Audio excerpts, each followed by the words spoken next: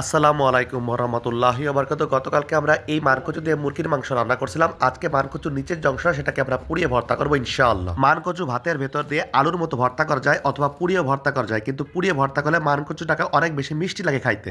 মাটির চুলার গনগনে আগুনে মানকচুটাকে ভালো করে পুড়িয়ে নিলাম। এখন আমরা দিয়ে দিচ্ছি ভর্তা করার জন্য শুকনা মরিচ, পেঁয়াজ, রসুন এবং দারচিনি, হালকা একটু জিরা। সবগুলো উপকরণ সুন্দর করে ভেজে নিয়ে এখন আমরা শিলপাটায় এটাকে বেটে নিব। শিলপাটায় বাটার আগে আমরা এর ভিতর দিয়ে দিচ্ছি আমাদের নিজেদের বাড়ির সরিষা। পোড়া মানকচুটাকে আমরা এখন ছাড়িয়ে নেব। দেখতে পাচ্ছেন কেমন সুন্দর পুড়ছে। এখন আমরা খুন্তির সাহায্যে এটাকে সুন্দর করে ছাড়িয়ে নিচ্ছি।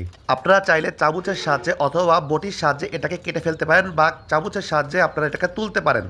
মাটির গনগনে আগুনে পোড়া মানকচু শিলপাটায় মায়ের হাতে বাটা ভর্তার অনবদ্য স্বাদে আপনি হারিয়ে যাবেন চিরচেনা বাংলার সেই আদি শিকড়ে।